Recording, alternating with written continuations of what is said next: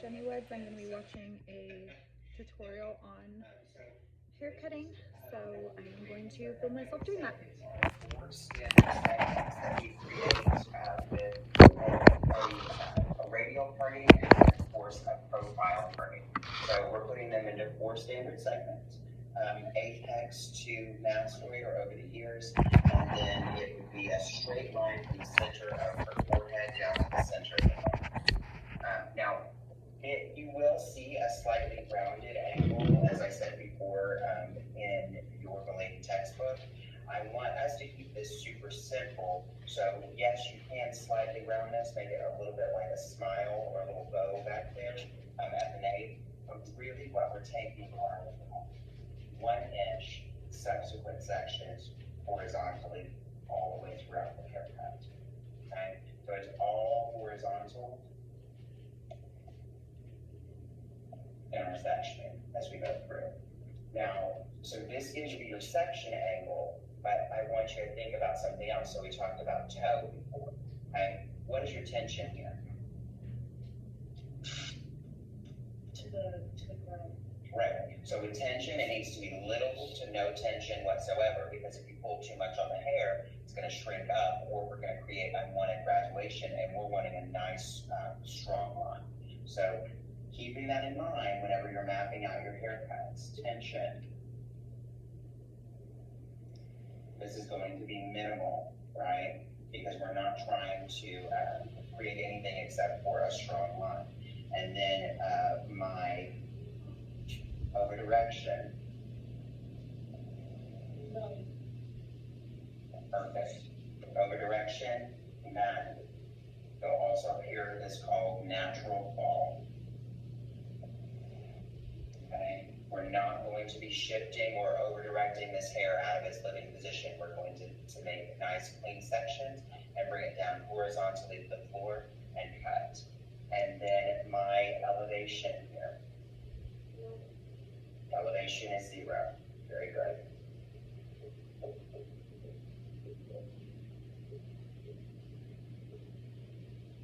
And we're creating a one link, or we're establishing a perimeter.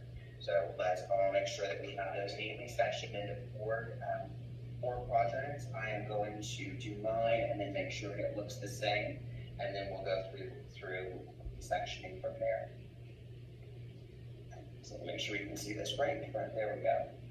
So to section this quickly after it's been combed out, I always find that it's easiest if you just take a peek forward.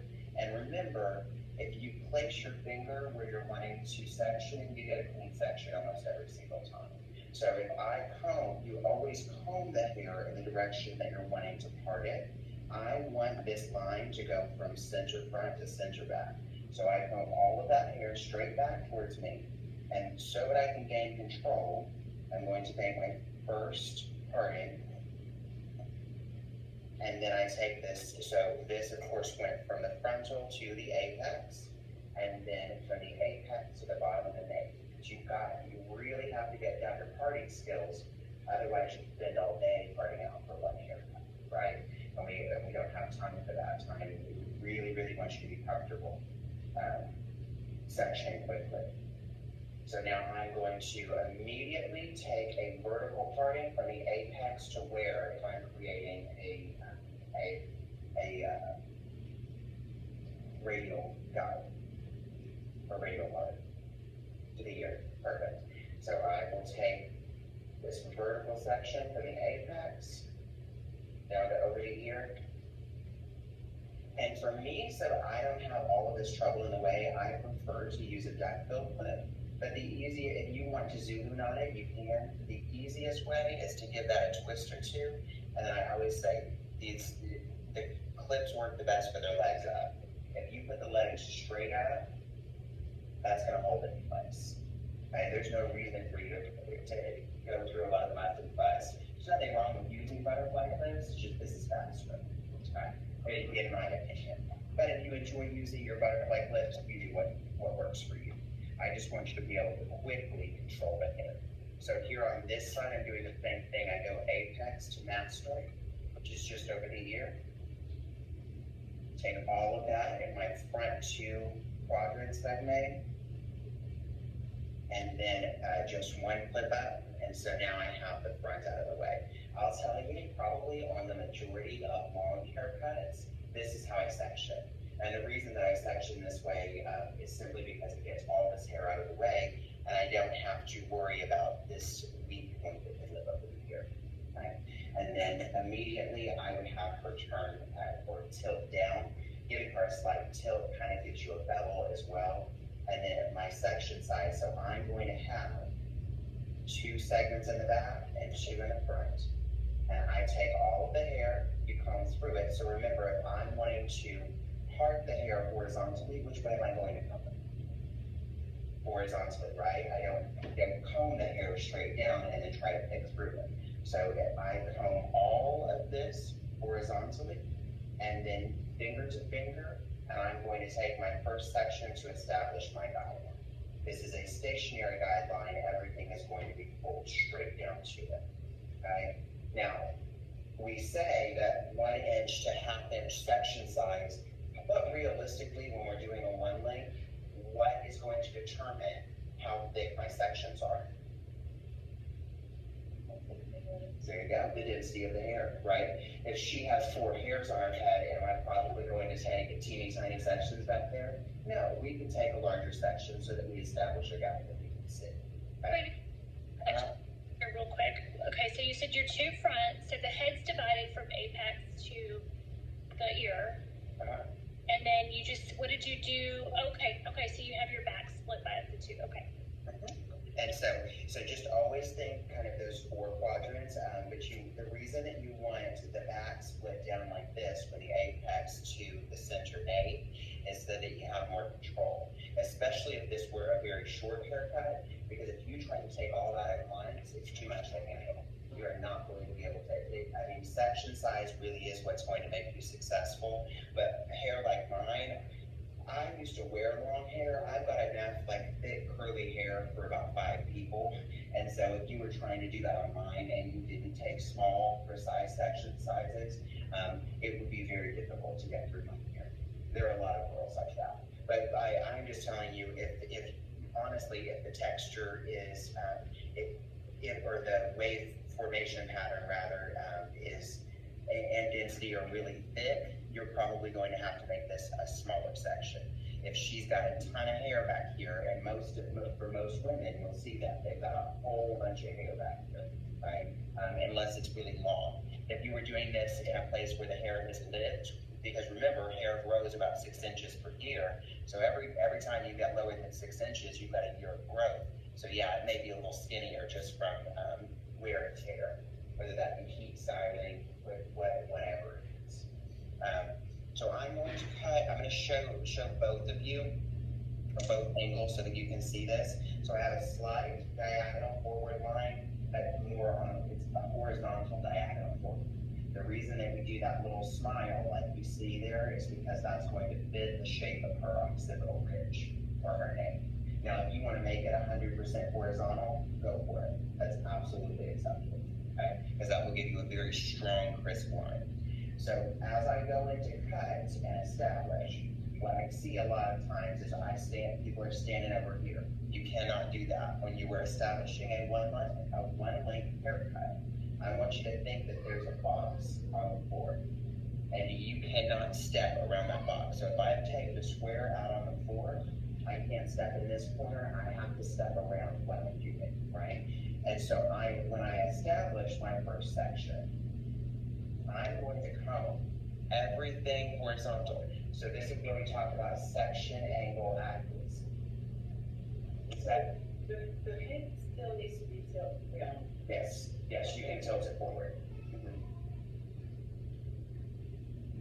Okay, so as I take this through, I have horizontal section angle, horizontal fingers, horizontal comb, everything is even with the floor.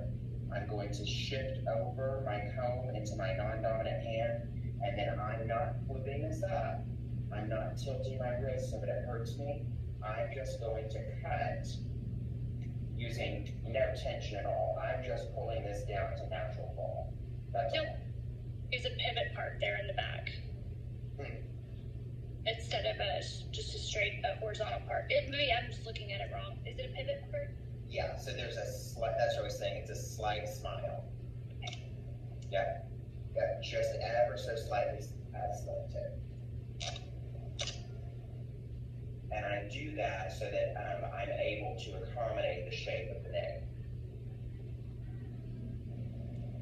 And then I would be standing directly in front of what I'm doing. I want you to be able to see it, so I'm kind of like off-center here, but you need to stand right in front of your work and cut. And so when I say section angle accuracy, you have to make sure comb, fingers, scissors, and section angle all the same. Okay? So let me take one more because that's I established my guideline. What type of guideline is this? Horizontal section angle, but what type of stationary? That is a stationary guideline because it's not moving. I am now going to pull everything down to that stationary line that I just created throughout the whole haircut. There is no travel in that. Okay? So here, I'm on top of the occipital ridge. I comb it all horizontally. I want a clean horizontal section through here. And it's Tamira, right? No, we're Tammy. It's fine. Tammy, okay. I will tell you, whenever you're on video like that, like if you were here in person, let me just let this up and show you. I have mine tilted forward, so that I get a little bit of that bevel that you can see. It is horizontal. I just realized that it's going to look more circular or more arced in the shape because it's on camera. Okay. And what's going to be important here? So, what you tend to do is get a little afraid and you will cut through your previous guide. So instead of having a laser line, what we start to get are these little steps in the back. And that's not what we're looking for. What we want to ensure is that if you are pulling the hair down, and let's just say you're giving her a health trim, see as I pull this down, nothing here in the center is reaching because of the way it was cut before. So I don't have anything to cut until I'm over here behind her ear, which is the back corner of the head. So there's just a very, very small section.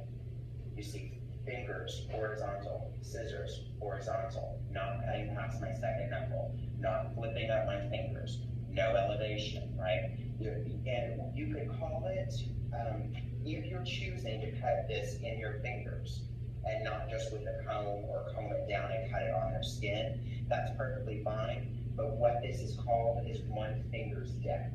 One finger's depth means that you are elevating no further than the depth of one finger, and that will keep you from graduating the perimeter so that you get this weird choppy line.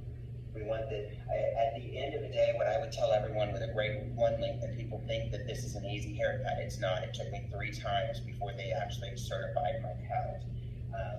There shouldn't be a bevel. It should look like someone took a laser and just cut it home, right? So that's what I want you guys to think of whenever you're creating this haircut.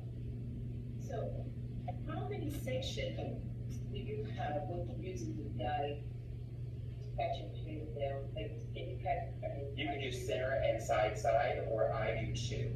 But pivot point teaches with 3 like that so that you can have balance. That's perfectly okay. Yeah, that's perfectly acceptable. Okay. Again, you just continue these subsequent sections horizontally, but what you're going to run into is the side of the ear. Now, there's no rule that says that you can't just cut everything here, go to the other side, and then do that. But for balance, as soon as you reach this area here, and what is this area?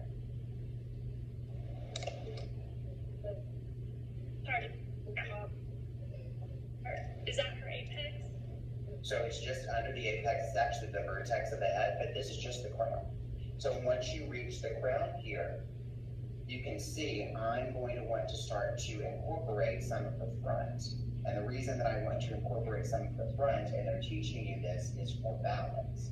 So I'm going to take this section, making sure that I've gotten right up to the crown on this other side. Lean back a little bit, act like I'm teaching this for real. It's not very bad. Is it normal to see the guide? If you can't see the guide anymore, smaller sections. So you can see as I work this to the top, right, really not much of anything else is reaching, but I have to find a way to marry this to the side. So I'm still taking horizontal sections, but in this case, I need to incorporate this over the ear. I need to incorporate this over the ear. So what did we say earlier about that hair that's over the ear? It's weak, right? That's where you get a hole almost every single time. So what I want you all to understand, this is still a horizontal section angle, but on a real person, she may be very, very wispy right here. They are over the mastoid for that center fissure line. So as I'm going through and establishing a length, I want to marry this with the back, but can you guys see on the camera too? Do you see this, how there's a little hole? If I pull this down and cut it, what's going to happen with that? It's not going to be a straight line because it's pushing the needle. Exactly. And it's a tension release. So that's what I'm doing. I'm using my section from the back, holding my fingers straight horizontal so you can see horizontal section, horizontal fingers. But over her ear, I keep my scissor closed and I tap right there just to make sure that I release that tension.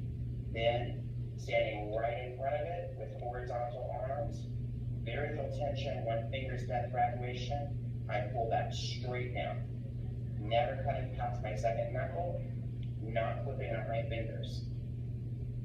So my tension here is what?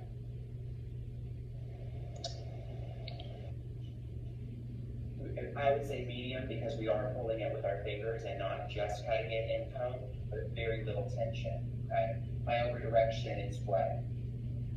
None. Over direction does not exist in this haircut. Elevation, none, right? So if you were doing this, you have to work in these regimented sections so that you control the hair and it does not control you. But realistically, and I think my big aha moment came when one of my teachers told me this, if you could comb everything down to the exact same length and cut it, that's what you're doing. Does that make sense? So even though you're breaking it into manageable sections, if I could comb everything down with no sections whatsoever and actually cut that straight line, that's what we're trying to achieve. You just have to section accurately so that you're able to control the hair. Otherwise, it's going to control you and it's going to drive you crazy. Yeah. Can I just cut the edge? That's all that I'm doing on this because there were previous layers. Because I'm not sure that I think it's smaller section, but I still can see it. Let me see. And I will check. Let me cut just the, and see guys, once you get to the top here, even on a real person, right here around that front corner of her head, that might be a little weak too. So I'm just now combing everything down horizontally and seeing if anything will reach. Like T said, hers had previous layers. You can see here, nothing's really reaching. So when someone comes in and they say, I want a health trim, right? And I don't want to go, I don't want to go too crazy. Now, I don't let them say trim or we're just going to trim in your consultations because you're learning. What I need you to know is, yes, this technically would be a health trim on your hair, right? But you still need to, at this level, establish your tension, your over direction, your elevation, and what shape we're putting in the hair, and especially the technique that we're using, right? This technically would be a square one length with very, very minimal or little tension at all. Your over direction is none or natural fall, and your elevation is 0. So Brayden, can you see my doll?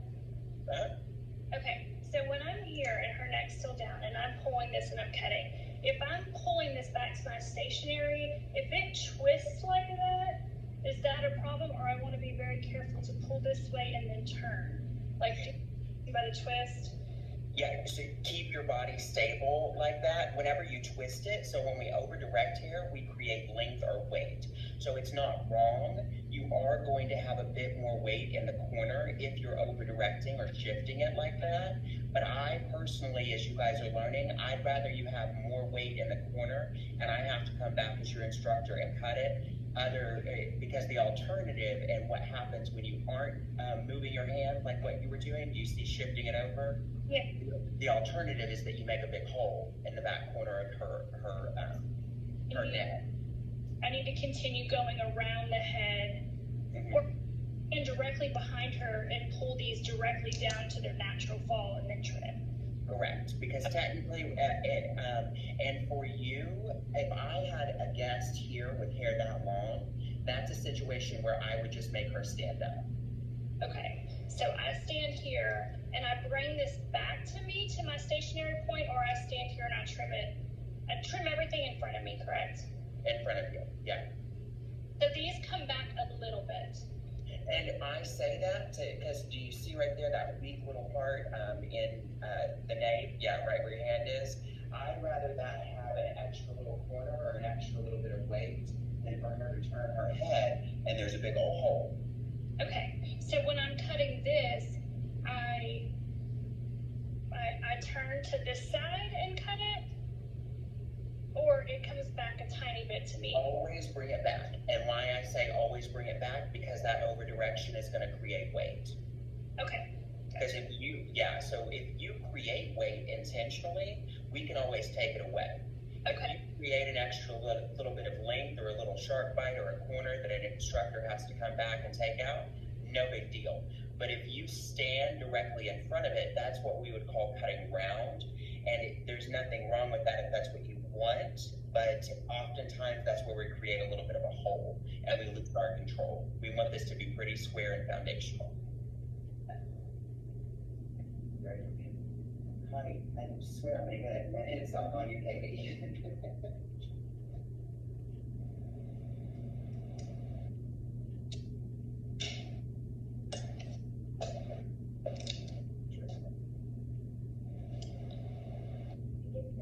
So this is what I would do. And then find here, always just stop, go back, and look at our line.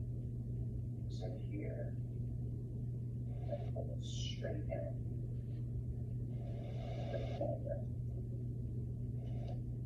That needs to go so that you have an established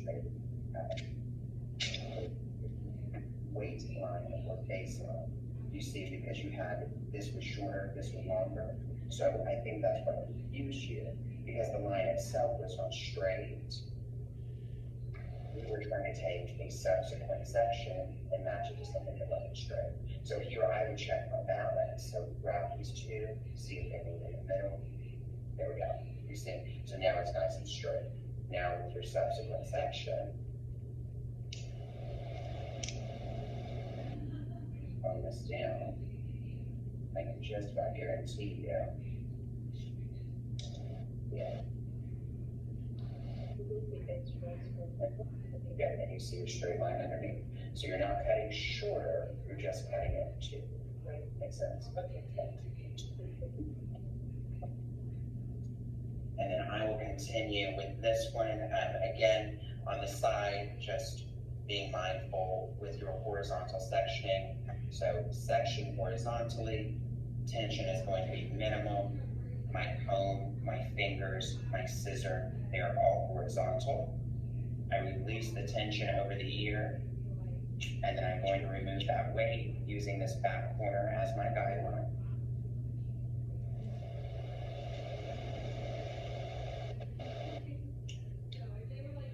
But because it's stationary in your guide, remember, sometimes if you're cutting these shorter haircuts, it's easier because you can see it. You know what I mean? If you've got this shorter piece here at the back, and then you've got this longer piece, I can take my comb and I can visualize where I'm gonna have to make those match up.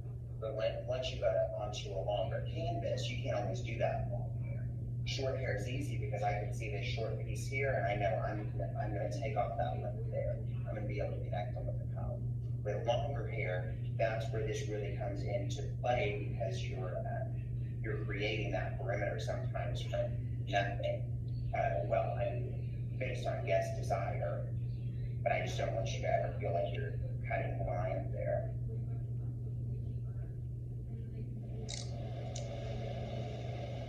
And then this is allowing me to do it in one last section, which won't even reach. Okay, so you can see there was some previous fringe or some previous layering there, so it's a little round. It's a little bit shorter in the front than it is in the back, but for the most part, that's a square line that travels all the way around. Okay, and that's what you're looking for. That makes sure it's exact. Makes sense? Okay. Now, if we're cross-checking this, it's the exact same thing you could do in chin strap. Meaning you take these sides and you pull them together, or you can take this section and elevate, find where that corner is, section, and elevate, and if those match up directly over, I have a little bit of extra length right here, so I'm going to stop, go back, tone this down, standing straight in front of it, horizontal finger angle, horizontal scissor angle,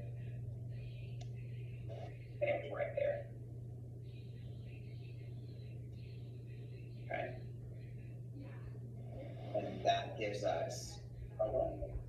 That's how we establish all of our haircuts with our perimeter. So that's right. I know people are a little bit hard on themselves when they do it. This just seems like, oh my God, this is taking forever. I'm never going to get through it. I promise, if you do this foundationally, and we're following the same techniques, it gets easier and easier and easier.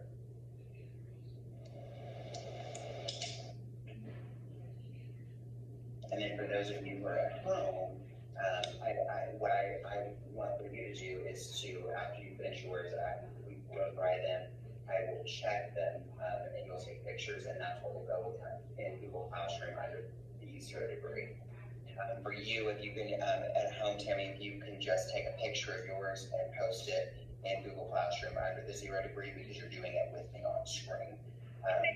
Yeah, if you're on screen with me, I don't require that you guys record, because I'm recording anyway. But I just want to make sure that everyone has like a very specific or clear directive, no confusion. I try not to create confusion if possible.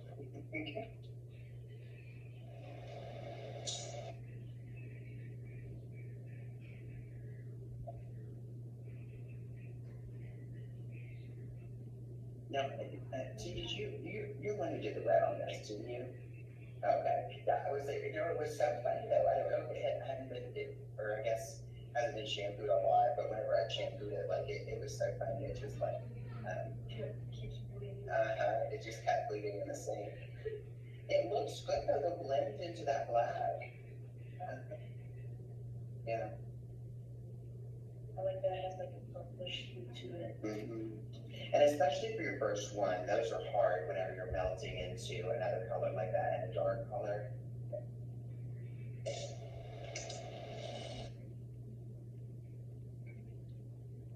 All right, so I just wanted to do a review, and then of course the girls here are going to keep up with their hair cutting and blow drying. But I wanted to make sure, so at home, you can style her one length. Make sure to take pictures of that.